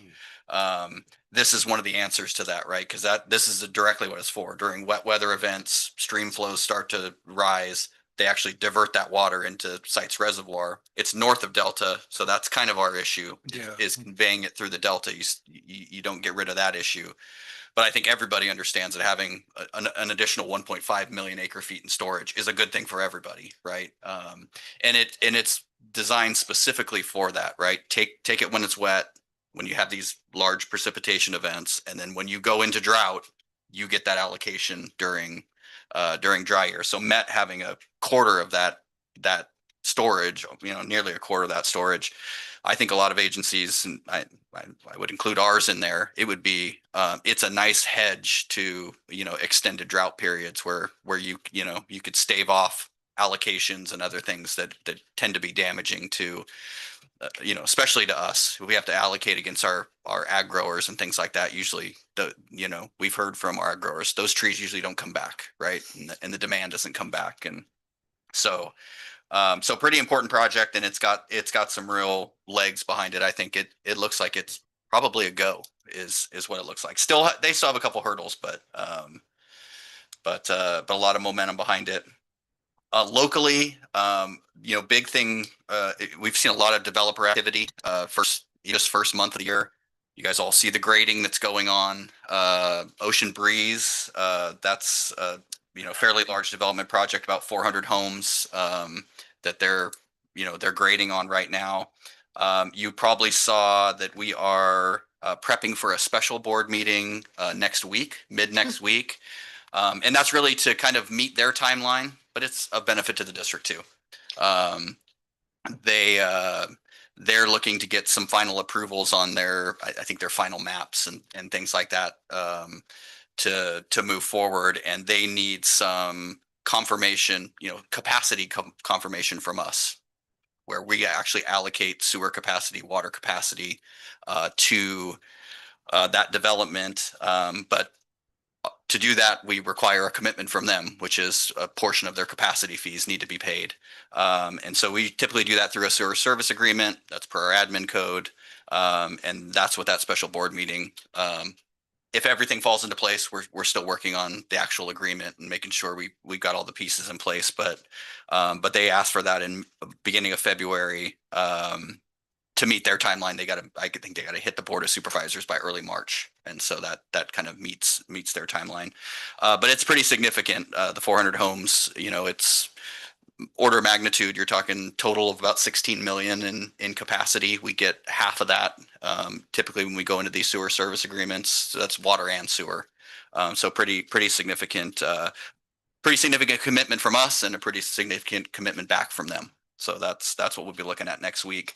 The Havens, that's the project off Gopher Canyon. That's also they started grading phase 2. That's an additional 104 homes behind the 59 that have already been built right off of Gopher Canyon. It kind of sits behind there. A lot of infrastructure required to get to that second 104 homes. There's a bridge and lots of sewer and water and roads, what goes along with it, but a lot of infrastructure that has to go in. But similarly, we'll be doing kind of the same thing with them. As part of their phase 1, they've ate through a lot of the capacity fees that they put out up front. And so as part of this next phase, we'll be kind of bringing them back, truing up that 50% again. And so you'll probably see another that would probably be an amendment to the original sewer service agreement, but kind of the same kind of thing. We're going to commit to those 104 homes. They're going to make a financial commitment to the district to buy into the system, pay their fair share into the system. So that'll be coming as well at some point. I don't know the exact timing on that one, but certainly probably before the middle of this year. The thing that does, though, is, and this is something we'll be talking about during the CIP, is, we're adding a lot of sewer connections. And so it's going to drive some sewer projects, some capacity projects that have been on the books. They've been in our CIP, but they're starting to move in on us, right? They were out in year 5 and then they're year 4. And then, but the timing that we originally put those in, I think we added all those that first year I was here, the 2024. It looks to be about right. We're going to need to tackle those capacity projects, in the next 3 or 4 years. And so both, finance is taking a hard look at all of our options on how we would fund some of the larger projects. Obviously, gathering the capacity fees and that from those that are impacting the sewer helps fund those things. But it will be one of the priorities kind of moving forward. We've got to deal with some of our collection system. Where do we stand? And maybe it's part of what you're talking about CIP, but we have a capacity limit with Oceanside in terms Right. of processing. Are we bumping up toward that limit? No, I mean, we're getting closer, certainly. Yeah, every home that connects. That's actually been I did have that here in my notes. Late last year, there's actually been a big effort. Ahmed's been a part of it, obviously, Robert and Chad, sewer flows are difficult. They're not as easy to measure and monitor as, you're talking about gravity flows and things like that. So just the monitoring technology is not quite as accurate as it is for water. So we actually put a pretty big effort in kind of the last quarter of last year to kind of true up all those flows within our system. What it looks like right now, I think we've kind of got to a point where everything's kind of agreeing with each other. But we're right about 1 MGD, somewhere in that ballpark.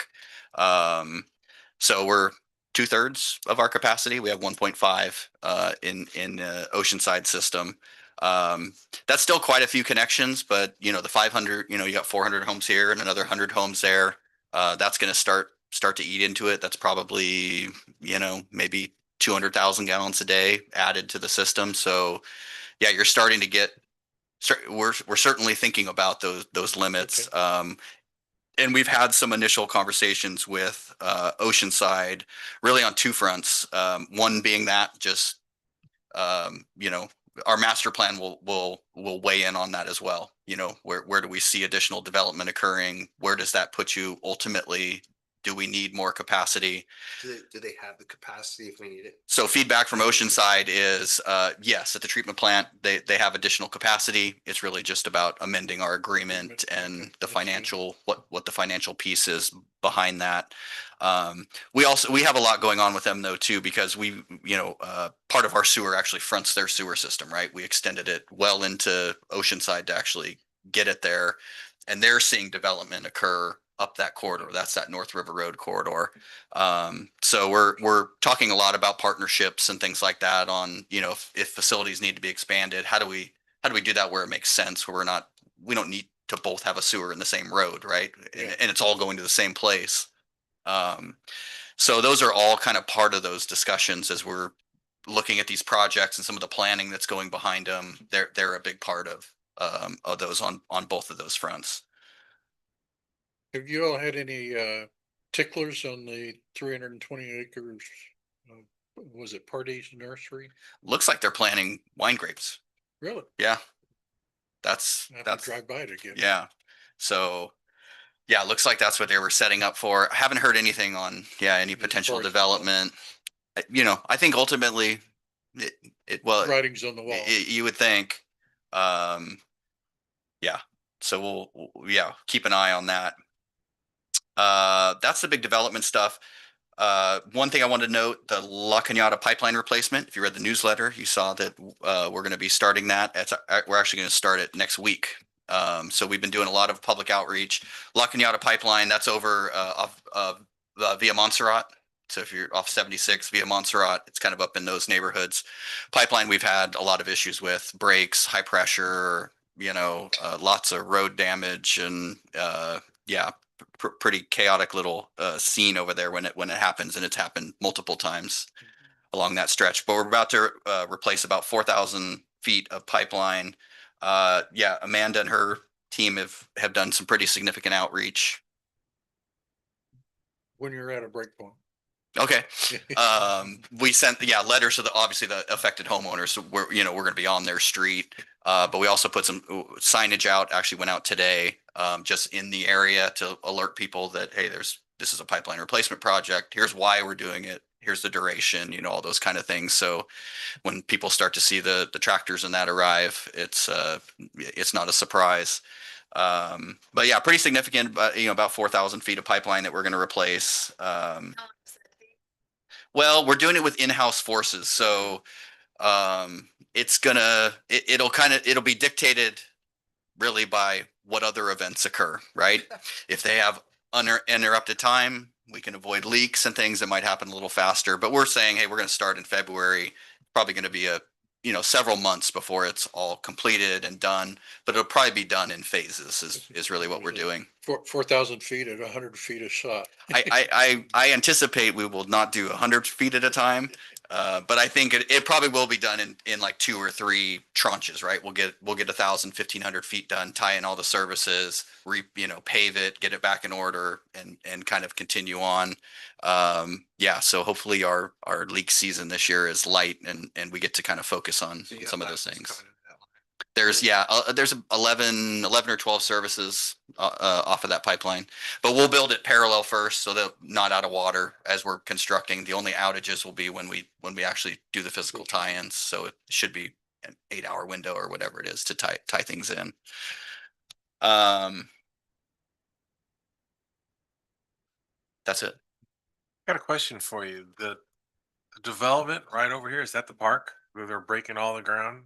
Got all the heavy earth movers? The SDG&E mitigation. Oh, that's County Water Authority. That's just a habitat restoration project right off 76. Yeah. Yeah, because I'm like, oh, good, they're gonna be using some water. No. No. Well, we do have temporary meters out on all these things. Yeah. So they are using water and paying capacity and all those good things.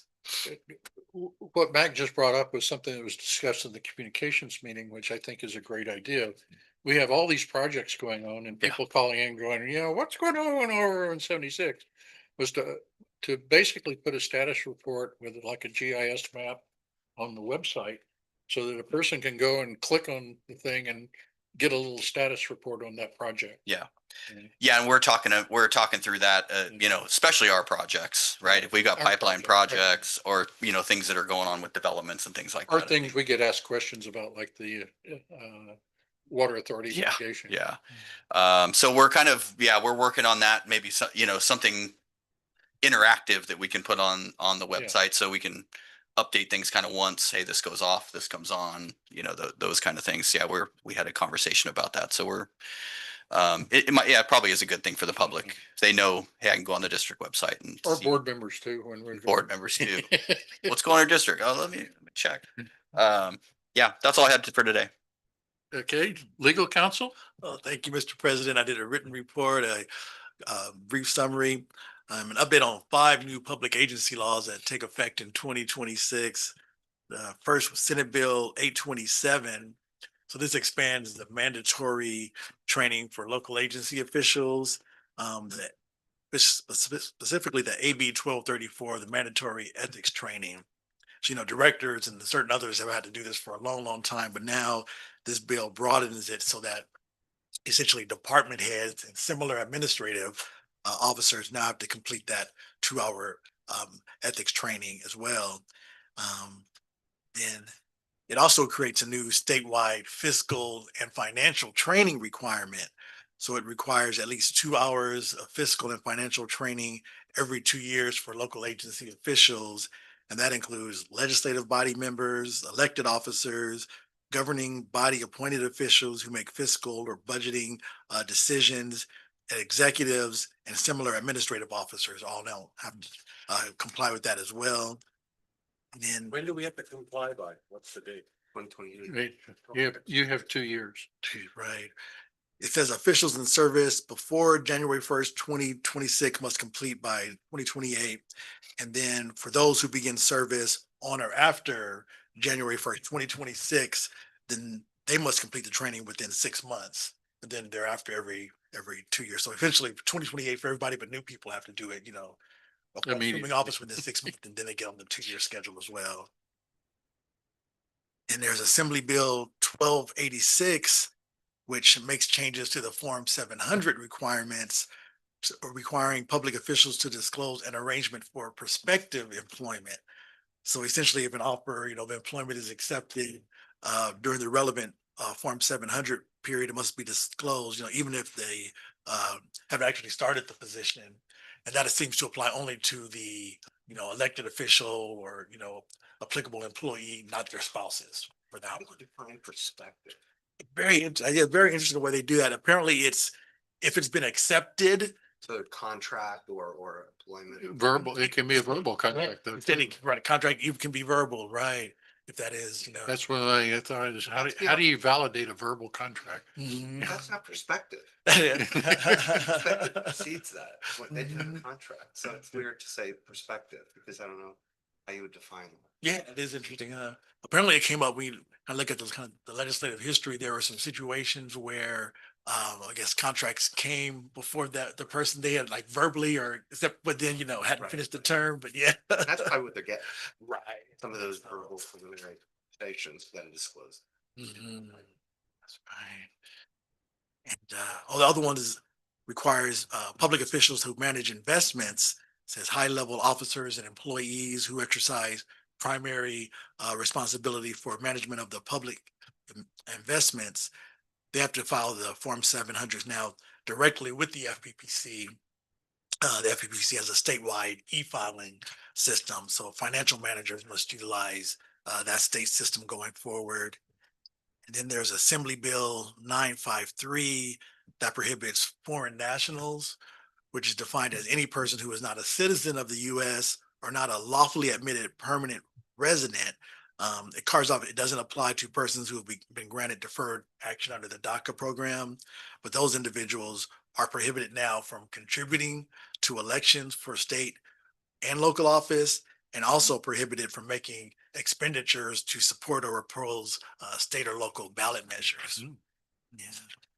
And then there's Senate Bill 42, which is will place a measure on the ballot in November 2026, will amend the Political Reform Act and allow both state and local governments to establish what they're calling citizen-funded election programs. And there have been attempts to do this in the past. There was a bill, Senate Bill 1107, which sought to allow candidates for elected office to accept public funds, but only if a state or local government entity had established a separate fund specifically for that purpose. But then there was a legal challenge, and the court said to do that, you can't just do it by executive order or legislation. That was something that actually had to go to the voters on a statewide ballot measure to implement that. So basically, this bill is responding to that court decision. So interesting updates for 2026. That concludes my report unless there are any questions. On 8/27, there's a seminar on March 4th from 1 to 3 p.m. that I think is an online seminar, so it meets our requirements. Mhm. For fiscal. Yeah. Dr. Therese, she can get you on it. But that's probably one of the first opportunities for one of those training classes. The CSDA has one on February 4th, Oh, 10 okay. a.m. We could A little soon. and take it, Therese, I'm sorry. whenever we want, like, isn't it?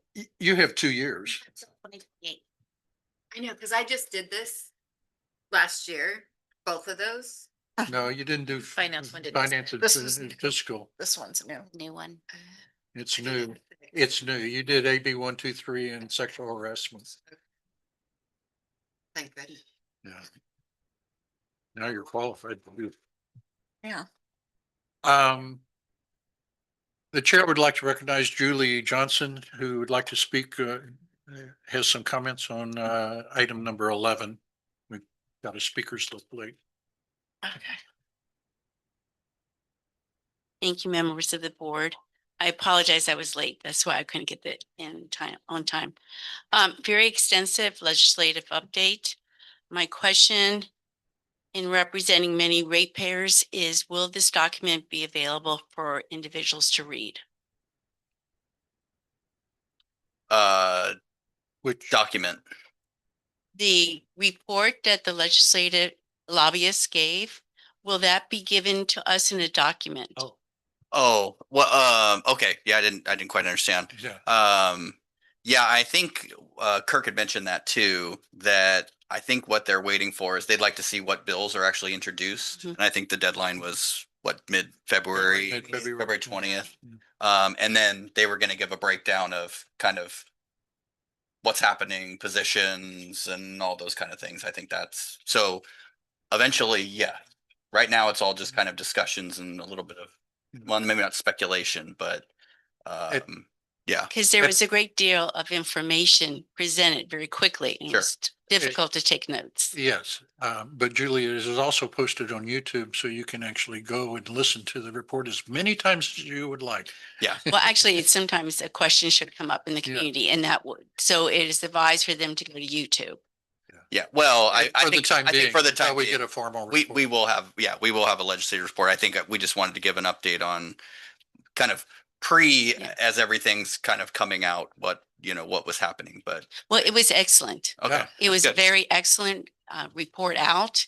And that's why I was wondering if it was going to be in writing for individuals to read. Yeah. Okay, thank you. Thank you. Board member comments, Director Mack? No, but I would like to again thank the hardworking making the repairs out in Rainbow. It's oh, I do have one question. So this would be for Robert or even you. When there is an emergency or doing like that and people are called out, is it policy that the employees can take their personal vehicle? I would think you would have to take your trucks, because I believe personal vehicles there. And I would think That would be unusual. Most of the guys come to the yard and drop their personal vehicles off and grab a work truck. Unless somebody wasn't working and they just swung by to say hi and give the guy some trouble and then be on their way. That's happened before. Oh, okay. 'Cause But yeah, it was a white vehicle on Huntley, and your trucks were all working, and then I don't know, just parked on the opposite side. And I going, boy, I don't know, that's a good idea to bring personal vehicles because of It was one of your ratepayers. Maybe it was Jake. yeah. Yeah, that's unusual for us to do something like that. yeah, it was a small 4-door white vehicle, and I was just wondering if when the policies, when there's emergency and we have breaks, is the policy they come here, Yes. get a truck, or is Yes. it just Yeah. you can just drive to where the No. emergency's at? No. They come here and get a work truck. Okay, well, just The work you may trucks want have to only look policies. into that Okay. just in case. Was it a truck or a car? A car, Car. 4-door, White car. it looked like a 4-door white vehicle, and I Taking of license plate. That Yeah. makes- Yeah, it's interesting. Well, I'll look around and see. Doesn't come to mind that anybody has that normally shows up to work in a 4-door white car. Most of the guys in construction are driving trucks or SUVs. okay, but So. I'm just curious. One of your ratepayers harassing our crew. Could be. I tried. Rainbow has a reputation. Well, that's for sure. Director Irvine, Nothing. I have nothing. Director Townsend Smith, No, not on this. no. Director Hoffman, No, board reports, CSDA, I got nothing. LAFCO, I did really quick. Two things. They did the election for that advisory committee, and we got pretty good representation on the special districts advisory committee. Jack was reelected, Kim Thorner, Yeah. Albert Lau from Santa Fe. These are all really, really good people and advocate on really the same things that we advocate for. And also our newest local general manager, Lindsay Leahy, was elected. So we really have 4 really top-notch general managers that are down there advocating on our behalf. which answers the question from earlier is how many are of the people on the board are Yeah. general manager or staff versus Right. elected officials. The only other thing was that committee or LAFCO had kind of commissioned a water rate comparison study. They were trying to boil down, LAFCO is trying to get to the heart of like, why are water rates so different at all these different agencies and that kind of thing. Well, that report finally came out, and I'll share it with you if you're interested. It has a lot of mentions of Rainbow Municipal Water District in there. I think the author, that's what's kind of his zone of familiarity. And so, so we got a lot of mentions in there. It's pretty good though. I think it does a pretty good job of breaking down kind of the differences between, all the agencies and, how, rural versus urban and ag versus residential and high pressure, low pressure topography, all these things kind of factor in. And the interesting part, I think, was, probably the biggest takeaway from it was the metrics that they actually could calculate was really about CIP investment.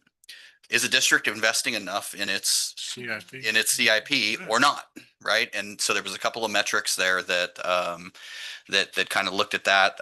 We kind of fell somewhere in the middle. The only problem with that I found with the graphics or really the time frame that was looked at was if you'd done a really big project, it looked like, wow, City of Oceanside is investing heavily in its well, they finished, the Pure Water project was within there. So they had an $80 million project that happened to be funded within that, and it pushed them.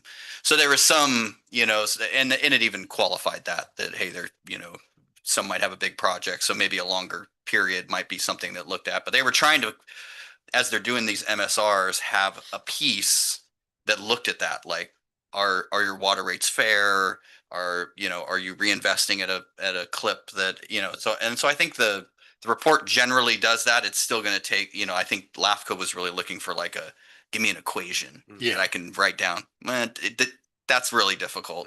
You're probably just not going to get there. But it is at least some guidelines for them to go, is a district spending their money wisely? Or are they planning for the future? Are they sustainable? Are they, those kind of things. And so, but pretty good report. So. And that study just focused on San Diego County? Yes. Okay. Yeah. Just San Diego County. So. Can you get us a link to that? Yeah. I'll send it to you all. I was going to say, I'd like to see the report too. Yeah. EMWD, there's an ad hoc committee meeting next week. Ad hoc committee this week. Yeah. This week. Yeah. Tomorrow. Yeah. Yeah. Yeah. We're still paying $12 an acre foot. That's my update on that one. $12? Yeah. For TMWD. Oh. I was like, what happened to the other 1,100? 1,500. 1,500. Yeah. Aqua? Nothing. Committees, workshops, seminars, or training. Anybody have anything to report on those? Request to attend upcoming meetings, conferences, or seminars outside of the approved ones? I guess I should say it loud. Teresa, I like going to the avocado growers of California at Paula. There's a conference. No, it's just like a standing meeting that I go to. Do you know what I'm talking about? Avocado growers of California? I've heard of it. In Paula. not sure Well, what Yeah. I got approved last year. I'm just saying. Do you Yeah. have to reapprove this year? I think if it got approved, I mean, it's the same committee, Not right? like every Yeah. year we No, do and new stuff. no. Anything else? Item number 15, suggested agenda items for the next regular board meeting. I would like to make some suggestions. I'm always looking for resources that Rainbow has other than increasing our ratepayers' fees. Mhm.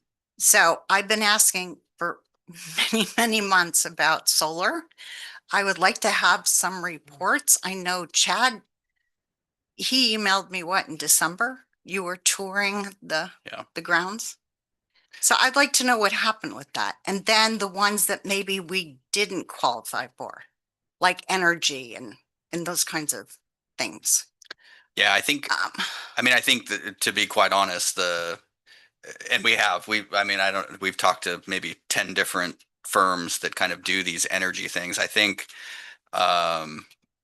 with a, kind of focus on solar, we've branched out to allow them to, hey, take a look at some other things too. Maybe battery storage works, maybe, which I don't know if that's a great idea or not, but, other kind of energy efficiency things. I think that marketplace right now, they're really struggling to find anything that makes sense. The subsidies are all gone, right? The 30% federal subsidy is gone. And I think that's kind of been the struggle. And, and Chad he's taken them everywhere. We've given them our power bills. These are all our facilities. These are our locations with demands. This is where we have available land, all these different things. And those things are still in the works, but I think it's been a struggle to find something that doesn't cost us more money, to be quite honest. So we're exploring every avenue. I'll tell you one thing, we're going to bring the stuff with the school district is going to come before you. That's one way we're going after non-rate revenue, right? Additional revenue that's non-rate. The solar has been tough. Again, we're going to keep pushing and see if there is something that makes sense. We have, our power demand is, it's one of our larger expenses. But like I said, it's just, I think there's a lot of uncertainty in that market right now just because of that, the subsidies being gone and really even the tariffs, a lot of the materials in that are coming from overseas. And so people are kind of questioning again, am I going to see a 25-30% tariff on these? So there's a lot, I think that's introduced a lot of uncertainty that's kind of given people pause. We do have a couple of, I think, irons in the fire that might work out, but they're really more on the energy efficiency side. And I don't know, Chad, if you want to expand on any of that, we can put together a kind of a formal presentation of where we're at. I just think Just an update on what you've said. yeah, we can do that. It's just been a little tough. Yeah. I think I texted you and Jake the day I was out with them all, and we toured every large energy site within the district. And as Jake said, we gave them full access to our SDG&E account, so they can go in and actually look through all the data. Ahmed has helped me provide SCADA data for them with exact pump times and everything. But yeah, it hasn't come back to fruition, but I can absolutely prepare a report that summarizes what we've done thus far. That'd be great. Okay. I also have another thing. Okay. About resources. I don't know if we as a board ever really voted on those building material place over there in our district that, in other words, the lease contracts. I know we're leasing to the nursery. I don't remember that person's name. And Dabs, this- that's Briggs Nursery. Briggs Tree Farm. I'd like to see those lease agreements and see if they should be increased. We all know prices have gone up, and maybe I think the nursery guy was paying way too little when it first came up. So could we maybe as a board be knowing what's going on there with lease? Yeah, those might be more closed session just because they're subject to negotiation. That's fine. But yeah, we can definitely do that. They're actually, we do have a couple of things to talk about on those. So we'll plan that for February. Great. Thank you. Anything else? I could actually chime back in on the issue we were discussing earlier about the committee quorum and in-person requirements. I sent an email out to the Nosman Public Agency Law team and about it. And they actually confirmed what I said earlier, that, essentially the Brown Act applies the same way to board meetings and committee meetings. If it's a standing committee, so since there's only 2 people, you need the quorum in person. And, if it was a larger committee, like you had 5 people on the committee, it could be 3 in person and 2 virtual, but just having those 2. But for ad hoc committees, we don't have to do that. So.